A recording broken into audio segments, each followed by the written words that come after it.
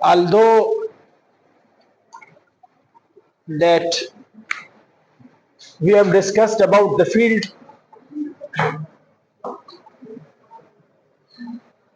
but today I will discuss about the units in a ring. So first there is a ring, and in a ring R plus is an abelian group. R plus is abelian group. R dot is semi group of the distributive laws hold. Distributive laws hold. इस condition में हम और इजाफा नहीं कर सकते. R plus is already an abelian group. इसमें हम मजीद इजाफा नहीं कर सकते. इसमें मजीद इजाफा मुमकिन है. सो अगर इसमें, अगर यहां से, अब यहां से if there exists an element which we usually denote by 1, if there exists an element 1 in R such that R1 is equal to 1R is equal to R for all R in R, no, then one is said to be the unity, one is said to be the unity element in R, unity element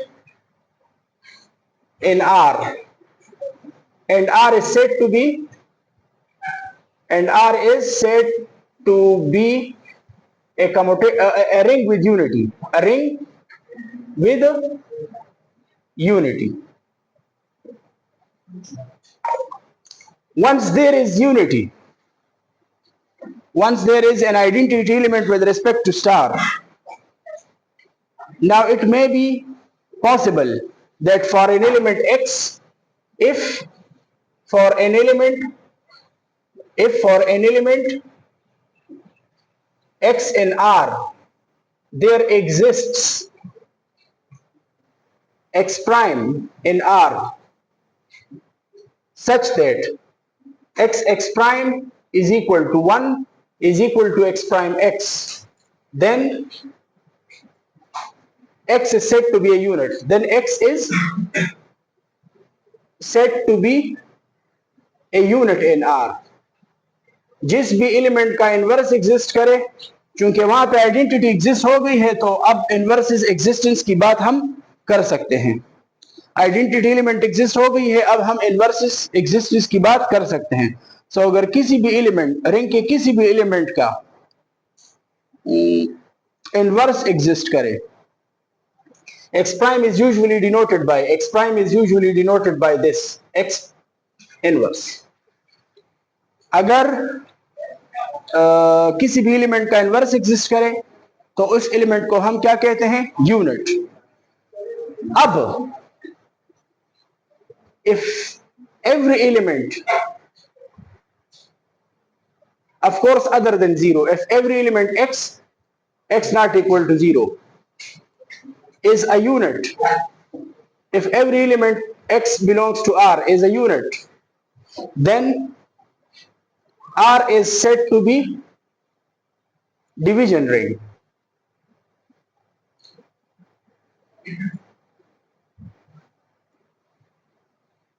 अगर हर element का, उसको हम कहते हैं ring with unity. अगर हर element का inverse exist करे 0 के अलावा, तो उस रिंग को हम क्या कहते हैं? Division ring. और लास्टली, अगर अब if the ring R is commutative, if the operation star is commutative, if the operation dot is commutative, then R is said to be a commutative ring. Then R is said to be a commutative ring.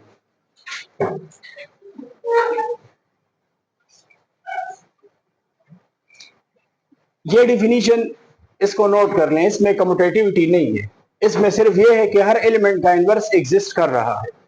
ठीक है, हर element का inverse exist कर रहा है, मतलब ये इससे अगर हम जीरो को हटा दें, आर से हम जीरो को हटा दें, तो ये अंडर मल्टीप्लीकेशन ग्रुप बन रहा है, क्योंकि ऑलरेडी अंडर मल्टीप्लीकेशन हम सेमी ग्रुप तक आ चुके थे। अब आइडेंटिटी एलिमेंट एग्जिस्ट कर रहा है जिसको हम यूनिटी कहते हैं, और हर एलिमेंट का अगर इनवर्स एग्जिस्ट करे तो अंडर मल्टीप्लीकेशन हम ग्रुप तक आ गए हैं।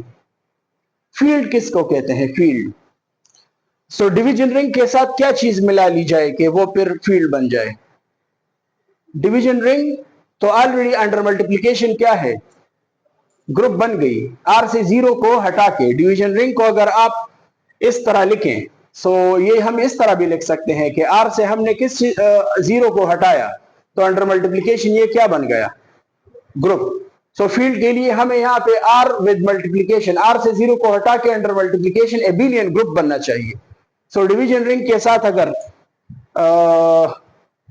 कम्यूटेटिविटी आ जाए तो वो क्या बन जाएगा? Field. A commutative division ring is a field. Division ring और फील्ड में फर्क है। A commutative division ring is a field.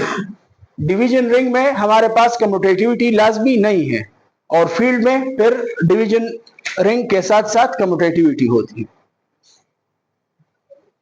सो आज हम ये डिस्कस करेंगे कि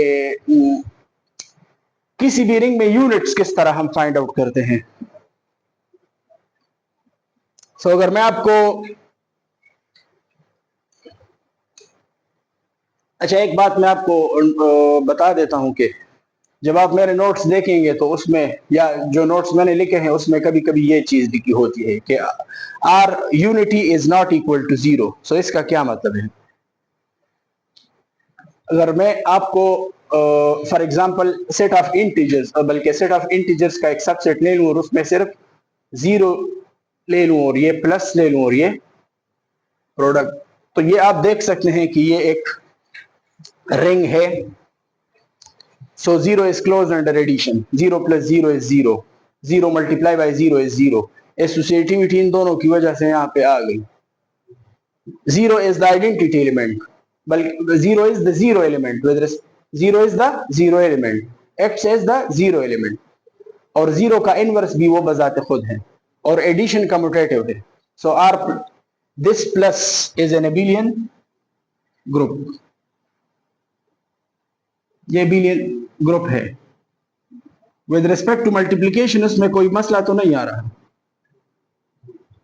इज अ सेमी ग्रुप, और डिस्ट्रीब्यूटिव लॉज जेड से आ गई, इसके डिस्ट्रीब्यूटिव लॉज जेड से इनहेरिट होगी। सो ये रिंग है।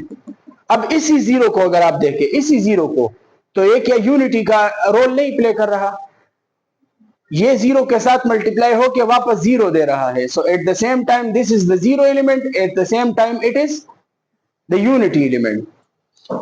जब मैं ये लिख लेता हूं कि one is not zero, so I mean that I'm not talking about this ring, but I'm talking about a ring with at least two elements, not with a single element. Whenever you see the notes and there it is written that in this case one is the same as zero, zero, this element serves as the zero element as well as the unity of the ring. हो गया? In the abelian group this is the zero element, but under multiplication zero multiplied by zero doesn't change zero, so this also serves as the unity which we will denote by 1. So 1 and 0 are the same in this ring, but whenever I write 1 is not equal to 0, so I mean that I am not talking about the zero ring, it is a ring with at least two elements. So be clear about this, that whenever I write 1 is not equal to 0. Okay, what are the units in Z?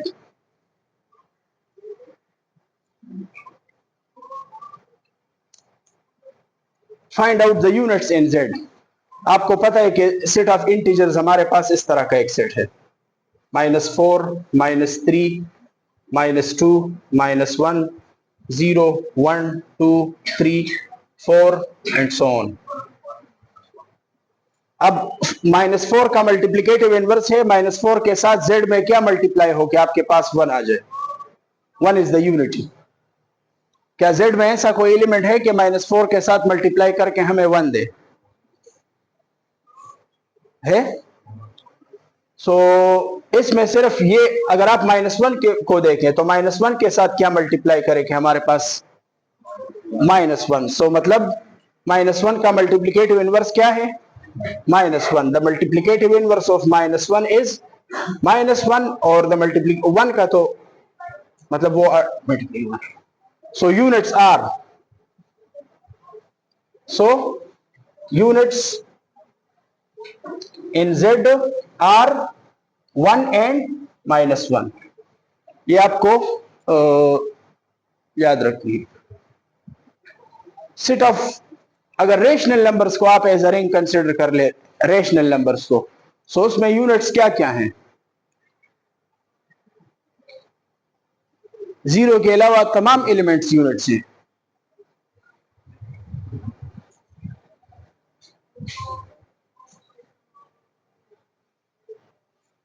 Z10 में आप देखें, Z10 में units कौन कौन से हैं? सो 1 बार के साथ क्या मल्टीप्लाई हो? जीरो तो यूनिट हो ही नहीं सकता.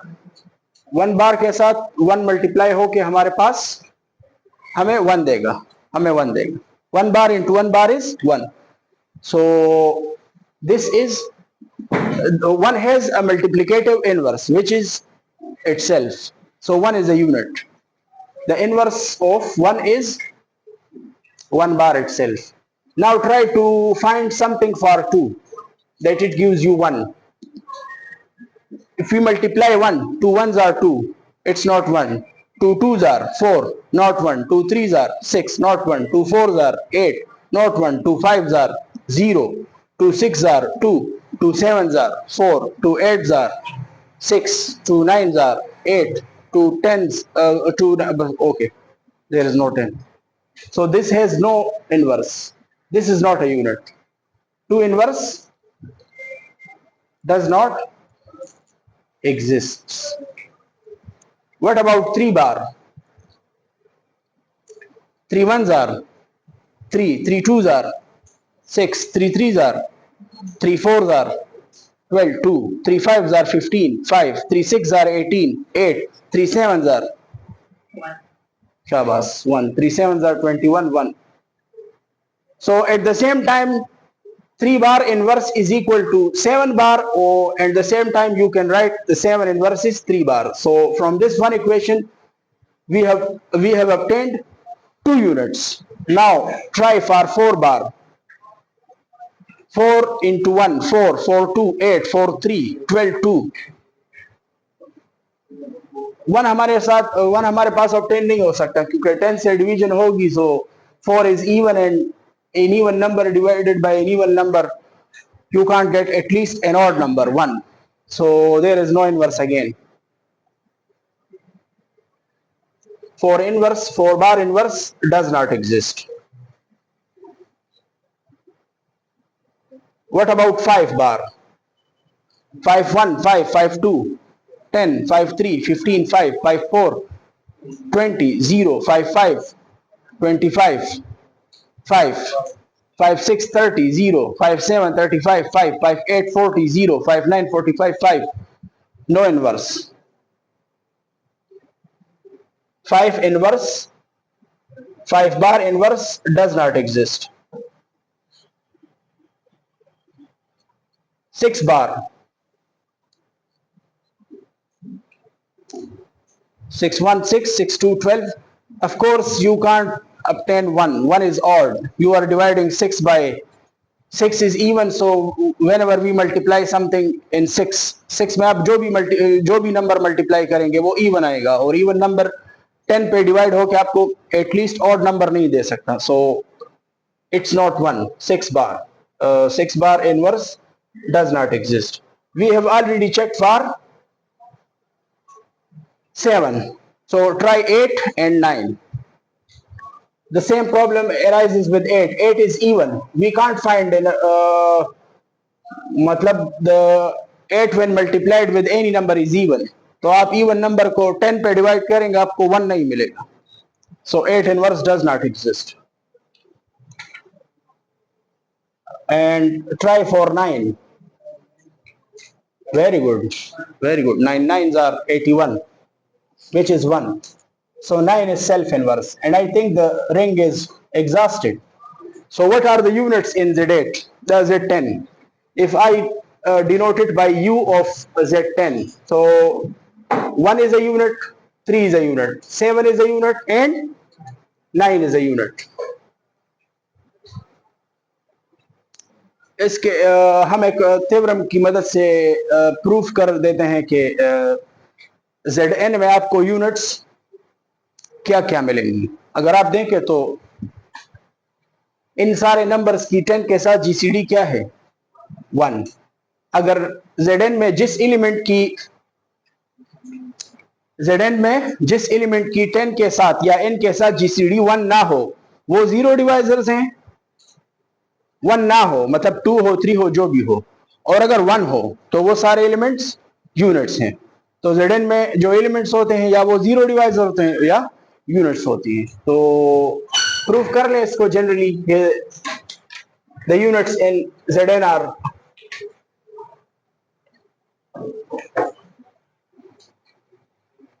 थ्योरम की मदद से प्रूफ कर लें कि the units in Zn are something like this. Page 33, problem 2.4.1.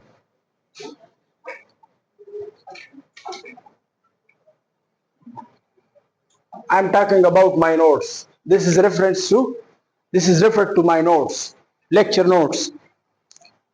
So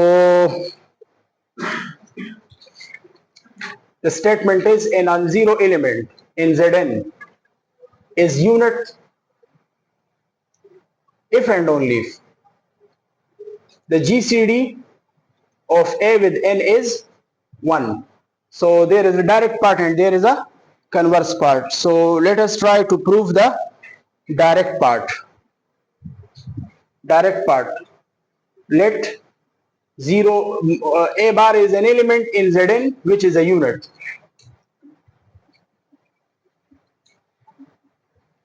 And we will now prove that the GCD of A and N is 1.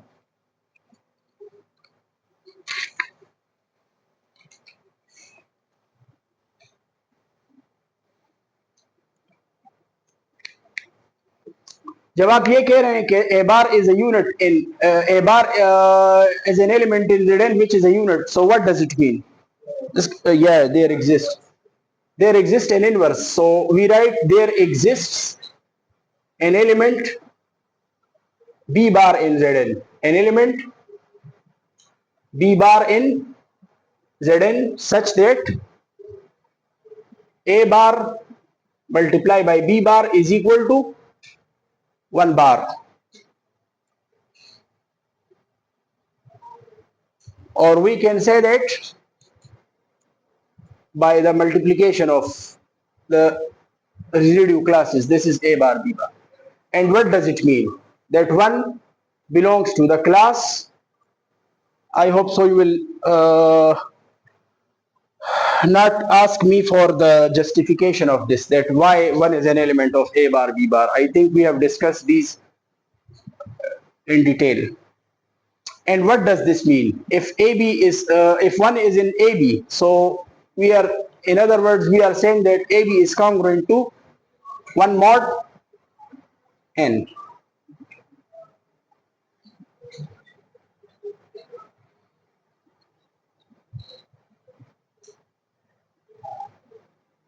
And what does this means?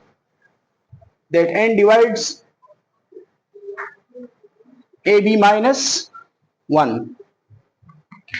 And what does this means? That there exists an element Q, an integer Q, such that AB minus 1 is equal to NQ. Or we can write AB plus minus Q times N is equal to plus 1.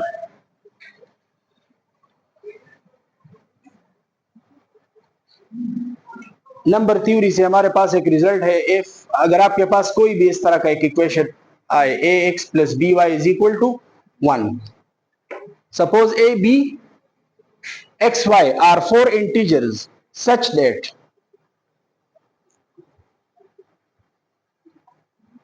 you see an expression like this. आप इससे चार बातें अखज़ कर सकते हैं. ए और B की GCD 1 होगी. If and only if ax plus by is equal to 1, if and only if the GCD of AB is 1. So this is a result from number theory जो आप फर्स्ट चैप्टर पढ़ेंगे, सो उसमें ये हम proof करेंगे. तो अब आप इसको ग्रांटेड लें और यहाँ पे आप इसको अप्लाई करें कि आप यहाँ से क्या लिख सकते हैं. ये जरूरी नहीं कि आप ए बी को कर लें, क्योंकि इसको आप अगर इस तरह कर लें तो फिर ए वाई की जीसीडी 1 होगी. अगर ये इस तरह कर लें तो फिर एक्स बी की और इस तरह. सो इससे आप 4 लिख सकते हैं, लेकिन यहां से एक नंबर ले और दूसरा यहां से, उनकी जीसीडी क्या होगी? 1. GCD of A and N is 1, क्योंकि हम ये प्रूफ कर रहे हैं कि ए को मैंने यूनिट ले लिया. So this implies the GCD of A N is 1. This is an if and only statement. Now for the converse part, what we can do? Suppose that let a be an integer, let a bar is not equal to 0 in Zn, and such that the GCD of a with n is 1, and we will prove that a bar is a unit. Like there would exist some element with that when multiplied with a bar give us 1. कोई एक ऐसा element लाजमी exist करना चाहिए कि जो ए बार के साथ मल्टीप्लाई हो के हमें 1 दे दे. So again using this, now the GCD of two numbers is 1. So this implies there exist two integers. There exist two integers, for example xy,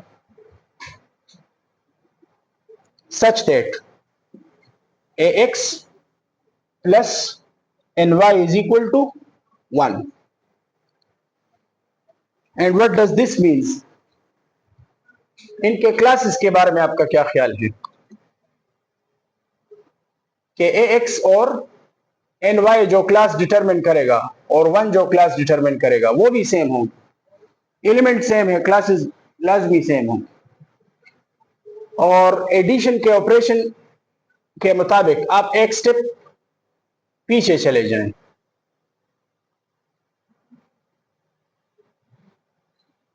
ऐसी कौन सी क्लास होती है जिसमें n के मल्टीपल्स होते हैं? 0 बार. So this is actually 0 bar. This is an identity element in Zn, so this becomes, and write it like this. So देखें आप कि इनवर्स एग्जिस्ट हो गया, लेकिन फिर भी एक शक आपको रहेगा मेरे ख्याल में. यहाँ पे हमने क्या कहा? There exist X Y integers. So for this X there could be a possibility that it is greater than N.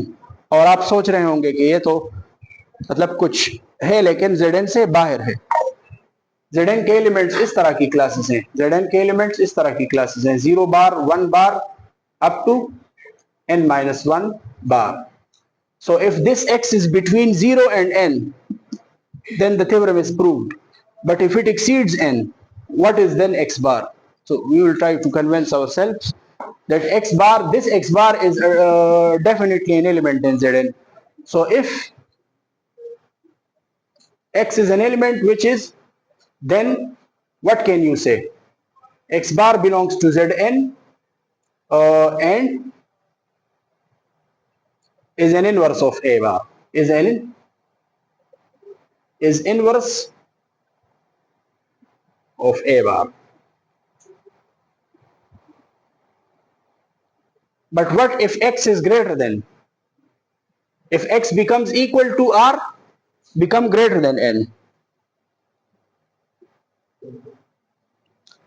बल्कि जैसे कि तासो nm का राजी नो आगा 0 बार राजी का ना दा 0 बार दे बस उस बंग n ग्रेटर का राजी.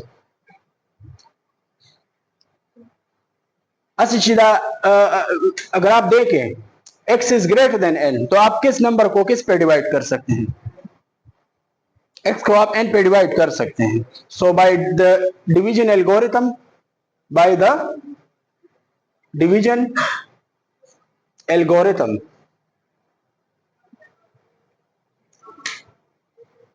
आप दो नंबर्स ले लें. फॉर एग्जांपल x7 है और दूसरा 2. x7 है और दूसरा 2. सो जब आप 7 को 2 पे डिवाइड करेंगे, एक आपके पास कोशेंट एग्जिस्ट करेगा और दूसरा आपके पास रिमाइंडर. रिमाइंडर यूजुअली जिस नंबर पे हम डिवीजन कर रहे होते हैं उससे हम छोटा रखते हैं. डिवीजन तब तक करते हैं कि रिमाइंडर, हाँ, जिस नंबर पे हम डिवीजन कर रहे हैं उससे छोटा आ जाए. सो यहाँ पे हम n को x से डिवाइड करेंगे. सो x के साथ कुछ मल्टीप्लाई होगा और बाद में कोई रिमाइंडर आएगा. There exist by division algorithm, there exist unique integers, और ये यूनिक होंगी. यूनिक इंटीजर्स क्यों, तो मैंने यूज नहीं किया, कहीं पे वहां पे यूज किया है. सो चले यहाँ पे कुछ यूनिक इंटीजर्स k और r such that n is equal to kx plus r, and r has the property that it is some number between, मतलब रिमाइंडर जीरो भी हो सकता है और जीरो से ग्रेटर भी हो सकता है, लेकिन n से छोटा होगा.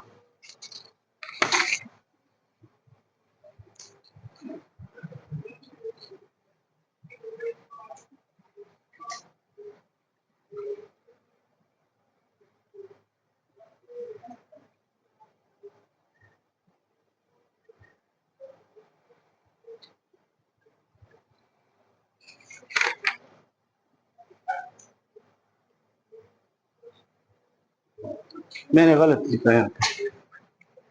x is greater than n, so x की डिवीजन n पे हो रही है.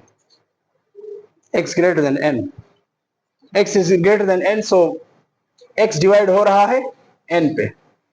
सो in this case x minus r is equal to क्या, kn.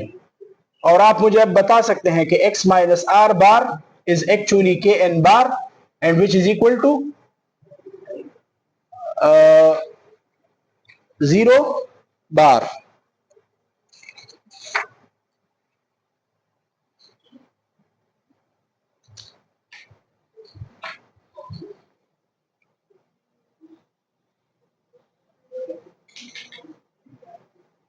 या आप इस तरह लिख सकते हैं,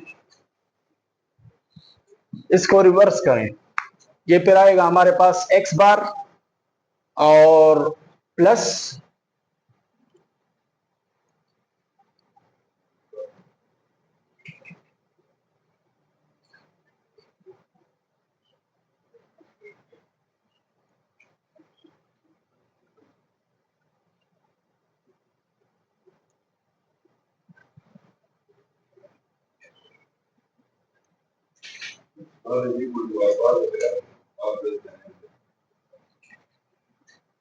इसी तरह लिख लें इसको, x bar minus r bar, and this implies that x bar is actually, जो यहाँ पे हमें x बार नजर आ रहा था वो असल में r बार के इक्वल है, और r यहाँ पे अगर आप देखें तो वो क्या है, less than n, which belongs to zn. So in any case अगर x हमारे पास ऑलरेडी n या n से लेस हो तो वो तो डायरेक्टली zn का एलिमेंट है. अगर ग्रेटर हो तो उसका रिप्रेजेंटेटिव क्या आएगा, अगर x ग्रेटर देन n हो तो उसका रिप्रेजेंटेटिव वो रिमाइंडर आएगा जब x n पे डिवाइड हो. So in any case the inverse exists. Hence यहाँ पे हमने ये कोई भी एलिमेंट चूज किया था, ये कोई भी एलिमेंट है non zero. Hence the inverse of a bar not equal to 0 exists in Zn. That is, a bar is a unit. So अगर GCD n के साथ इसकी 1 हो तो ये यूनिट होगा, and vice versa. Direct and मतलब अगर ना हो तो ये यूनिट नहीं हो सकता. इफ एंड ओनली स्टेटमेंट का ये मतलब है कि अगर a और n की GCD 1 ना हो तो फिर ये यूनिट नहीं हो सकता.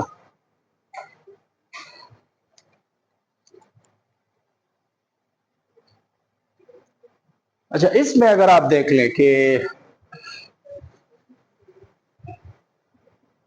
ये रिंग आप जानते हैं, इसके साथ अपने अपनी एक एडिशन है और अपनी एक मल्टीप्लिकेशन है। शेरियारा पदी करते यूनिट्स हुआ यूनिट्स यूनिट्स तो वही यूनिट हम किस एलिमेंट को कहते हैं? एक ऐसा एलिमेंट जिसका इनवर्स एग्जिस्ट करे। यहां पे हम अंडर मल्टीप्लिकेशन इनवर्स एग्जिस्ट करना चाहते हैं। 2 by 2 मैट्रिसेस का इनवर्स काफी आसान होता है। For example, if this is a11, this is a12, this is a21, and this is a22, the multiplicative inverse is calculated by such a formula. Change of places यहाँ पे कर दे a22 a11 और उसको एक खास क्वांटिटी कहते हैं determinant a11 a22 minus a12 a21। और समझ रहे हैं आप? यस, इनवर्स ये है ना हमारे पास, change of science a12 divided by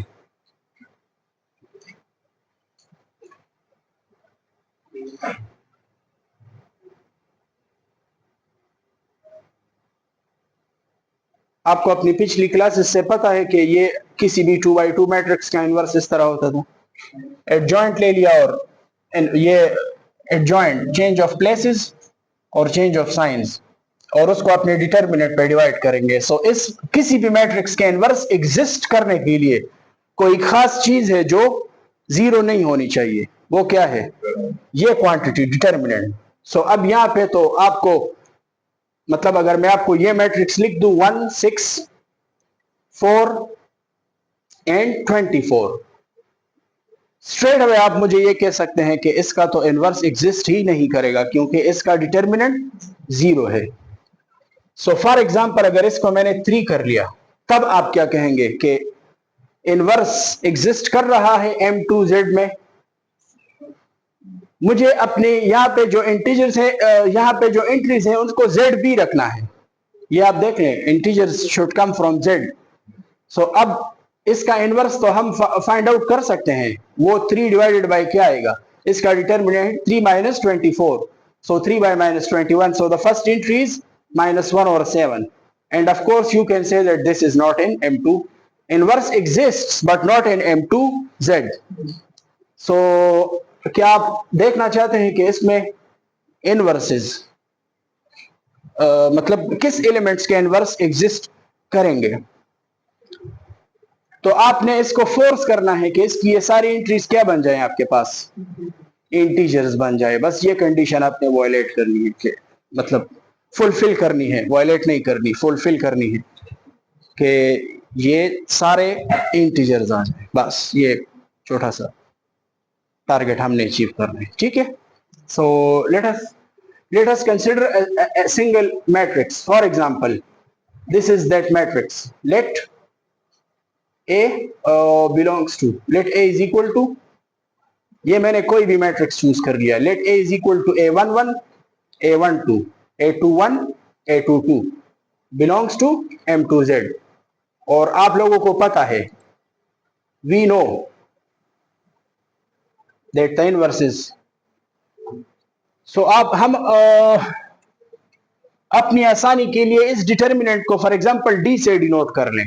if D is equal to, अगर हम इस क्वांटिटी को D से डिनोट कर ले A11 A1 A22 minus A12 A21, then फिर आप ए इनवर्स को बड़ी मतलब कन्वीनियंट वे से लिख सकते हैं कि A22 divided by D minus A12 divided bye D minus A21 divided by D और A11 डिवाइडेड बाय D। तो अब आपको क्या चाहिए? For A inverse two exist,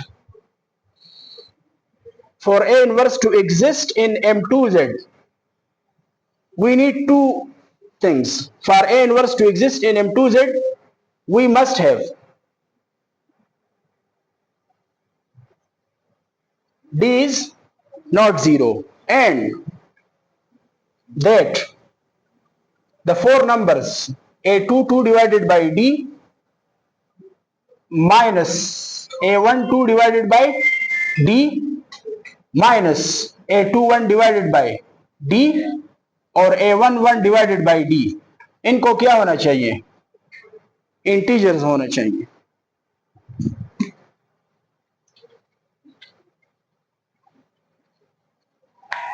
अच्छा, a22 डिवाइडेड बाई d, अगर आप ये कहना चाहते हैं कि a22 divided by d is an integer, so आप ये कहना चाहते हैं कि ऊपर अगर 8 है तो नीचे 4 है, मतलब d डिवाइड्स a22, या आप ये कह सकते हैं कि a22 is equal to for example some number k1 times d में कुछ मल्टीप्लाई होके कि आपको a22 मिले, यही आप कहना चाहते हैं।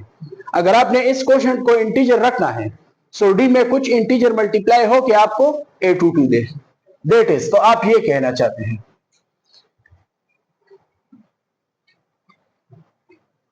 इस दूसरे वाले को अगर आप देखें तो शायद आप मुझसे ये पूछें कि आप सर ये लिख दें कि d is equal to minus a12 is equal to k2 times d, sorry, so अगर बोथ साइड्स को माइनस से मल्टीप्लाई करें, सो ये इसको, सो मतलब आप सिंपली ये भी लिख सकते हैं कि a12 is equal to k2 times d, for the sake of simplicity, कि ये माइनस से हमारी जान छूट जाए। समझ गए आप?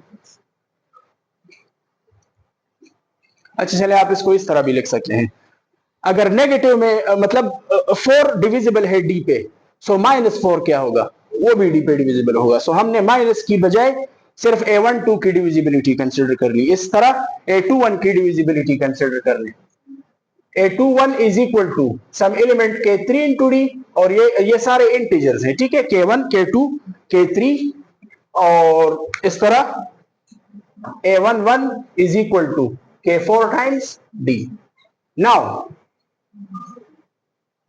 आपको पता है कि d की वैल्यू हमारे पास क्या है, a11 a22 माइनस a12, इनकी जगह वैल्यूज पुट कर लें, a11 k4 टाइम्स d और a22 की वैल्यू है k1 d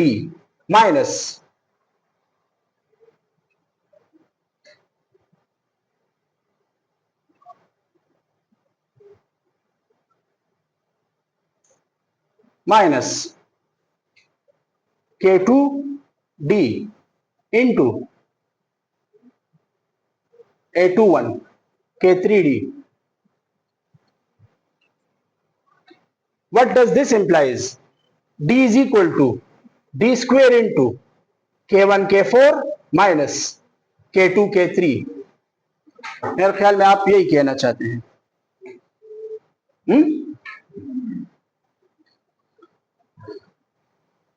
d must be non zero,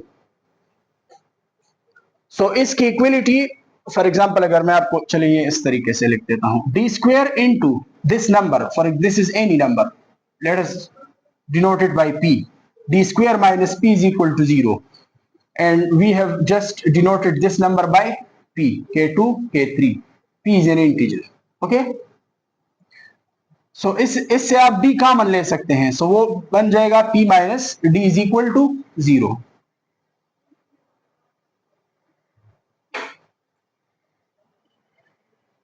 नहीं,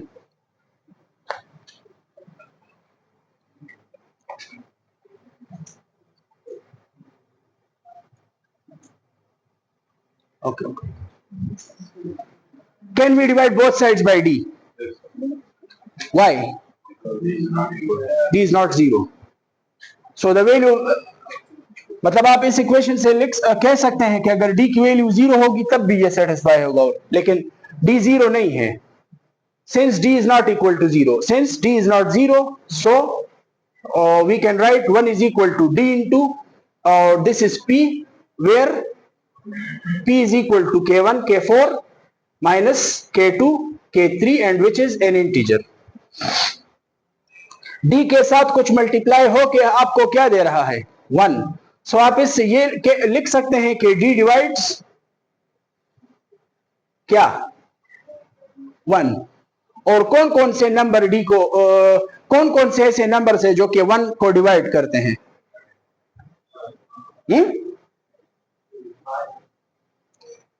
1 को डिवाइड करते हैं। 1 हर किसी को डिवाइड कर रहा है। 1 के डिवाइजर्स क्या क्या हैं? 1 एंड -1। सो अगर आपने इस मैट्रिक्स को इसका इनवर्स M2Z में इन्फोर्स करना है, सो आपने कौन सा मैट्रिक्स लेना है? एक तो ऐसा लेना है कि वो नॉन सिंगुलर हो, डिटर्मिनेंट नॉन जीरो हो, और दूसरी कंडीशन उसमें यह होनी चाहिए कि उसका डिटर्मिनेंट या 1 हो और या -1। सो अगर मैं आपसे कहूं कि list a unit in M2Z, सो तमाम स्टूडेंट्स एक एक मैट्रिक्स अपने साथ पेज पे मुझे दिखा दें कि ये एक यूनिट है M2Z में। राइट ए मैट्रिक्स जिसका डिटर्मिनेंट या 1 आए या -1, तो वो यूनिट होगा। एक एक लिखते हैं आप।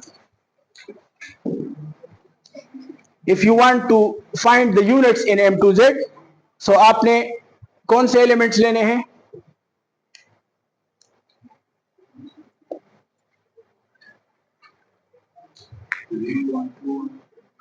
3 1 2 1 3 1 2 1 3 1 इस तरह। Yes, correct. 1 very good. Determinant -1 है आपका, कोई बात नहीं। यहाँ पे 1 है, कोई बात नहीं। 1 और -1 के अलावा 3 2 4 3 etcetera. So the units in M2Z, ये एक जरूरी चीज है कि आपको किसी भी रिंग में यूनिट्स का पता हो। सो आप घर जाके और इसके यूनिट्स निकाल लें।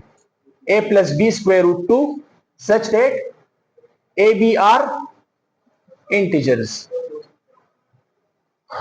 सो अगर आपको अपनी छोटी क्लासेस से याद हो तो इसका इनवर्स आप किस तरह फाइंड आउट करते थे? वो रेशनलाइजेशन के थ्रू अगर आप कर लें तो भी ठीक है। सो आपने फिर इन्फोर्स करना है कि वो सर नोट्स में आपको मिल जाएगा इसका, मतलब इसकी कैलकुलेशन सारा है। यूनिट्स इन S, और ऑब्जर्व करने के क्या चीज है। और फिर ये एक इक्वेशन, पेल्स इक्वेशन,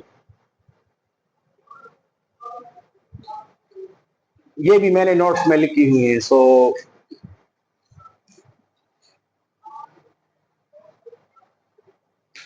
किसी भी इक्वेशन का इंटीजर्स में सॉल्यूशन फाइंड आउट करना, ये भी एक अलग एरिया ऑफ मैथमेटिक्स है। इंटीजर्स में फॉर एग्जांपल कि आपके पास ये हो 3x + 4y = 7। सो इसके तो सॉल्यूशंस बहुत ज्यादा हैं, इसका स्ट्रेट लाइन ग्राफ है, और लेकिन इसके इंटीजर सॉल्यूशंस, मतलब एक्स वाई के लिए कोई भी नंबर्स नहीं, इंटीजर्स। तो पेल्स इक्वेशन में भी आपके पास एक खास तरह का इक्वेशन है, और उसके आपने कौन से सॉल्यूशंस फाइंड आउट करने हैं? Integer solutions. सो आप ये जस्ट आपके उसके लिए हैं, मतलब अच्छा, इसमें एक थ्योरम है, और ये आपको मेरे ख्याल में पिछली क्लास लीनियर अलजेब्रा में शायद टीचर ने करवाई होगी।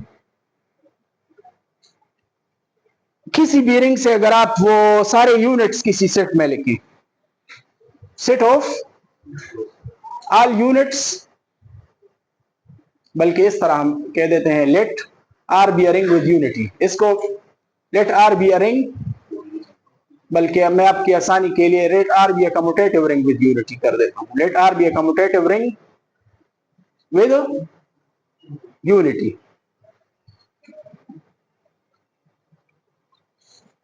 और यूएन को मैं कौन सा सेट ले लेता हूं? U N, set of all units in R. Set of all units, कुछ नहीं, set of all units in are. आपको ये प्रूफ करना है कि UN under multiplication is a group. ये आपने मेरे ख्याल में प्रूफ की है। सो ये एक इंपॉर्टेंट रिजल्ट है कि आपको यहां से, फॉर एग्जांपल आपने Z10 से क्या क्या उठाया, या फॉर एग्जांपल मैं आपको Z8 कहूं, Z8, तो Z8 से क्या क्या एलिमेंट्स आएगी? 1 3 5 7। सो इसको अगर आप मल्टीप्लीकेशन मॉडेट के थ्रू चेक करें तो ये ग्रुप होगा। और ये ग्रुप थ्योरी की क्लास में मैं आपको बार बार लिखवाता था। ये क्लीन 4 ग्रुप है, इसके सारे एलिमेंट्स का ऑर्डर 2 है और इस तरह कुछ प्रॉपर्टीज थी ना, 3 स्क्वायर 9 1, 5 स्क्वायर 25 1, 7 स्क्वायर 49 1। किसी भी अगर किसी भी ग्रुप में 4 एलिमेंट्स हैं, वो क्या क्या हो सकता है? वो या तो साइक्लिक ग्रुप ऑफ ऑर्डर 4 होगा और या क्लीन 4 होगा। मतलब अप टू आइसोमॉर्फिज्म 4 ऑर्डर वाली कितनी ग्रुप्स एग्जिस्ट करती हैं? 2। अप टू आइसोमॉर्फिज्म मतलब किसी भी अलजेब्रिस्ट के लिए कितने ग्रुप्स हैं ऑफ ऑर्डर 4? 2। कौन कौन से? क्लीन 4 मावे स्टेटस हम लगोलो ता जवाब नो और कर दो असलूर मैट्रिसेस दी बस पतन लगी उस पूछे तो सलूर मैट्रिसेस दी बच्चे सलूर मैट्रिसेस दी ग्रुप जोड़ शो दा अंडरस्टूड द चिदा उस या बदाई नो बल से कीदी निशी नो को ग्रुप पर शक्ल के राशि देखो उस्ताद फॉर एग्जांपल आप Z10 से आप यूनिट्स ले लें Z10 से Z10 के यूनिट्स क्या क्या हैं? 1 3 5 7 sorry yes no 5 there is no 5 1 3 7 9 under multiplication mod 10। ये या तो क्लीन 4 होगा, क्लीन 4 कब होगा कि इन सारों के ऑर्डर क्या हो? 2। 9 square is 1 okay it's but 3 square is not 1 सो ये इससे डिफरेंट होगा। तब ये साइक्लिक लाजमी होगा। 3 के आप पावर्स लेते जाएं, 3 power 1 is 3, 3 power 2 is 9, 3 power 3 is 7 and 3 power 4 is 1। This is cyclic. ये या साइक्लिक होगा और या क्लीन 4 होगा। सो ये तो वैसे बस मैंने आपको रिवाइज कर दी।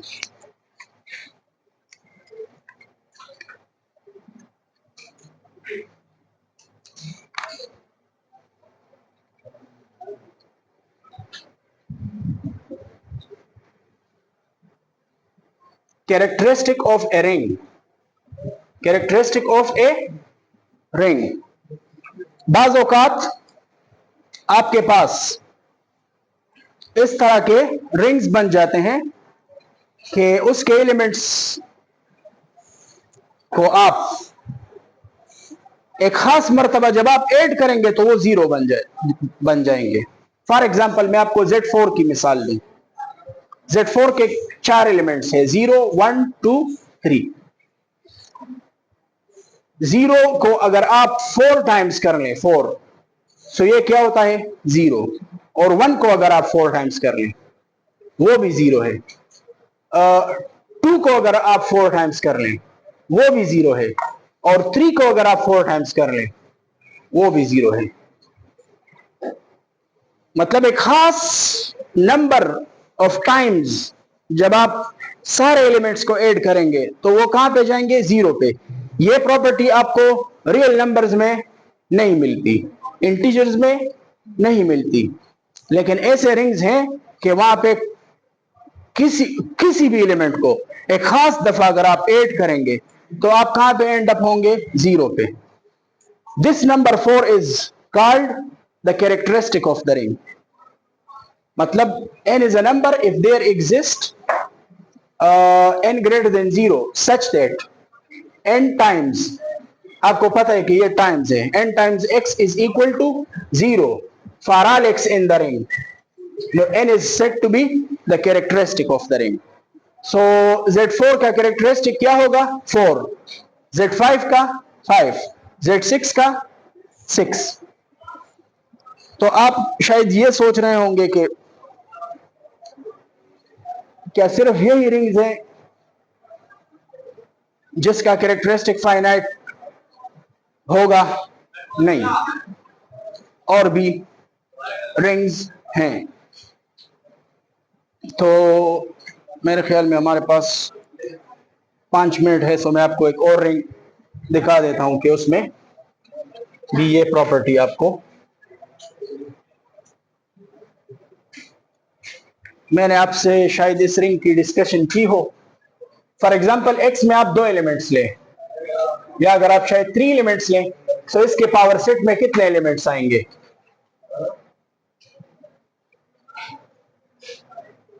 8 2 पावर 3 AB AC BC और ABC। यहां पे हम दो ऑपरेशंस डिफाइन करते हैं, एक प्लस और दूसरा प्रोडक्ट। सो ए प्लस बी हमारे पास इस तरह का एक ऑपरेशन है कि आप ए और बी का यूनियन लेके और इसमें से क्या माइनस कर लें, ए और बी का intersection. This is an operation.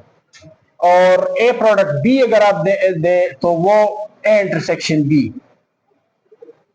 सही। सो आप कोई भी एलिमेंट उठाएं, फॉर एग्जांपल ए बी, और इसको आप दो दफा जमा कर लें, A B plus A B.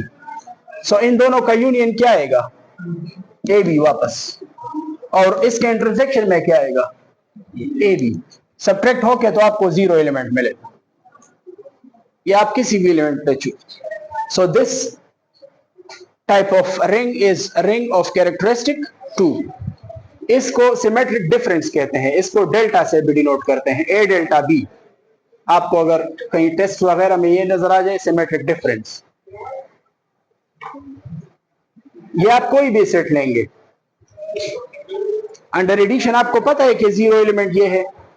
किसी भी सेट के आप किसी भी सेट के साथ अगर आप एम्प्टी ऐड करेंगे, so A union empty is A और A intersection empty is empty. So A से एम्प्टी निकलेगा, ए आएगा। सो इसलिए ये जीरो एलिमेंट है। सो अब अगर आप किसी भी सेट को दो दफा ऐड करेंगे वो जीरो पे पहुंचेगा। सो this is an example of a ring of characteristic 2। तो आप खुद से मतलब सर्च कर लें कि कैरेक्टरिस्टिक। ये वाला सेक्शन आप खुद पढ़ लें, कैरेक्टरिस्टिक वाला, नोट्स में सारी डिटेल्स हैं। और कैरेक्टरिस्टिक पे दो थ्योरम्स हैं, वो दो थ्योरम्स आप खुद कर लें। दिस इज होमवर्क, कुछ ना कुछ आपने करना है, ठीक है। Self reading, characteristic of a ring, characteristic of a ring is suggested for self reading. ये बेसिक्स में आता है, ठीक है, बेसिक्स में। शायद आपको मतलब हम आगे जो पढ़ेंगे उसमें मेरे नहीं ख्याल कि इतनी जरूरत हो, लेकिन आपको टर्मिनोलॉजी याद होनी चाहिए कि what is the characteristic of a ring. अच्छा, बाज औकात नहीं भी हो सकती, फिर उस रिंग का कैरेक्टरिस्टिक हम क्या कहेंगे। फॉर एग्जांपल जेड में नहीं है, सो जेड का कैरेक्टरिस्टिक फिर हम क्या कहेंगे, जीरो, क्योंकि वो तो सिर्फ जीरो टाइम्स अगर आप लेंगे तो वो जीरो होगा ना। सो अगर आप कहीं पे नोट्स पढ़ रहे हो, वो कहते हैं कि let K be a field of characteristic zero. So मतलब they are not talking about fields like F P. अच्छा, ये एक छोटी सी एक छोटा सा रिजल्ट है, तो मैं आपको बता देता हूं। यहाँ पे अगर आप जेड पी लेंगे, जेड पी मतलब जेड एन, तो आपके पास रिंग है ना, जेड एन तक तो हम पहुंच चुके हैं। Z N is a ring, मतलब आप जेड एन प्लस लेंगे, सो प्लस टिक हो चुका है, प्रोडक्ट के साथ सिर्फ सी में ग्रुप है। सो आप यहाँ पे क्या चेक करना है कि वन है, इनवर्सेस है, हाँ, और कम्यूटेटिविटी है, और डिस्ट्रीब्यूटिव लॉज। सो डिस्ट्रीब्यूटिव लॉज भी जेड एन से आ गई हैं। सो ये तीन चीजें चेक करनी है, ठीक है। तो जेड पी में भी वन है, so one is a unity. अच्छा, जेड एन में कौन कौन से एलिमेंट्स यूनिट्स थी जिनकी एन के साथ जीसीडी वन हो। जेड एन में यूनिट्स क्या थे, जिसकी एन के साथ जीसीडी वन हो। अब मैंने यहाँ पे पी ऑटोमेटिक पहले से प्राइम लिया है, पी इज प्राइम। सो अब आप इसमें जो भी एलिमेंट लेंगे, इसमें जीरो से लेके एलिमेंट है up to P minus one तक। फॉर एग्जाम्पल Z7 को आप लें, इसमें एक ऐसा एलिमेंट है, इसमें कोई ऐसा एलिमेंट है जो कि यूनिट ना हो। 1 की 7 के साथ जीसीडी क्या है, 1। 2 की 7 के साथ क्या है, 1। सो मतलब इसमें जीरो के अलावा तमाम एलिमेंट्स क्या हो गई, इनवर्सेस उसकी एग्जिस्ट कर रही है। और इसमें कम्यूटेटिविटी वहां एडिशन मतलब वो मल्टीप्लिकेशन कम्यूटेटिव है। सो ये अब क्या बन गया, फील्ड। सो ये आपको एक फाइनाइट फील्ड की मिसाल मिल गई. ZP is a field if and only if P is a prime. ये नोट कर लें अपने साथ, if P is a prime number. मगर आपको कोई कहे कि आप एक फाइनाइट फील्ड की एग्जांपल लिखें, so the very easy example is Zn बना ले, लेकिन Zn P प्राइम कर लें. Z11 is another field.